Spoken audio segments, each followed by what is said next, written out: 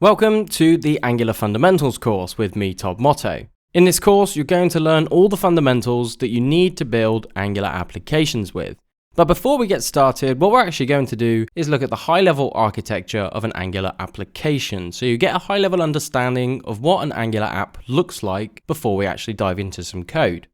The typical architecture of an Angular application is made up of these 5 building blocks. So we have modules, components, directives, routing, and services. So what we'll do is walk through each of these one by one just to give you a high-level overview before we actually dive into writing some code, so you get a better understanding of an Angular application architecture before we dive in. Now, a module is a main building block of an application, so we can have multiple modules, we can have a single module, we can have modules that depend on other modules. So think of a module as a building block that can contain specific components, like a feature component, a service that ties in with that particular feature, and some routes to tell it which URL to go to in our application, such as /inbox. Now, if we look at this diagram, we can imagine an email client. So on the left, we have our chat, which you might have your inbox chat.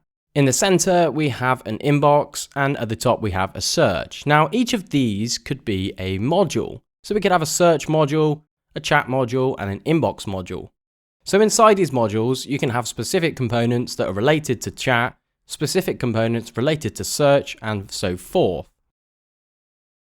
So what is a component? A component contains a template, it contains the data and the logic, and it also forms part of a DOM tree. So when we're writing HTML to begin with, we're actually creating a DOM tree whether we know it or not. Now, a component is a higher level DOM tree node, which will then create subtree nodes. So this diagram here basically represents what our DOM tree of components will look like. And each component can then render its own HTML inside, but we call this approach a component architecture, which we'll look at further on in this course to actually use Angular to the fullest. A directive is something that we can bind to an existing DOM element or an HTML element or a component, or just use it inside a template on its own, which will extend or transform a particular element and its children. So you can see here that we have our component tree, however, we have an extra red box. The red box is indicating that we have a directive bound to this particular component, and this could be any component in any particular module. So let's assume that this is a search box and we've added a directive to then tie in some particular behavior when a user types. We might want to listen to an event. Angular also has a lot of built-in directives, so we'll be learning about these during the duration of this course. So a service is basically our data layer. All we've talked about so far are the particular components. Now, it's great having a component, but how do we actually get data into a component? So this is what we call a service. So if you imagine we want to make an AJAX request to our API, we want to fetch some data back, and then we pass it into a component. The component can then render that data, and we can make changes in the view, and we can update the back end, of which all of this logic will then lie in a service. So this is where we make things that are not component related, such as an API request, for example.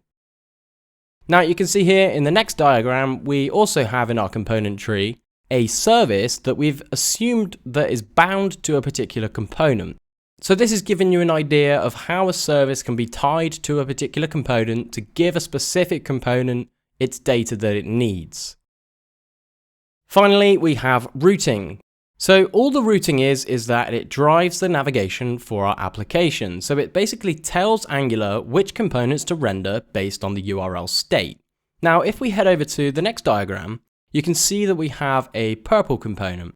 Now, this is just a generic component, it's an ordinary component. However, we can assume at this point that we might want to change these two components that are child components based on the URL. So we might want to say, if we are at /inbox, we want to render the left-hand component.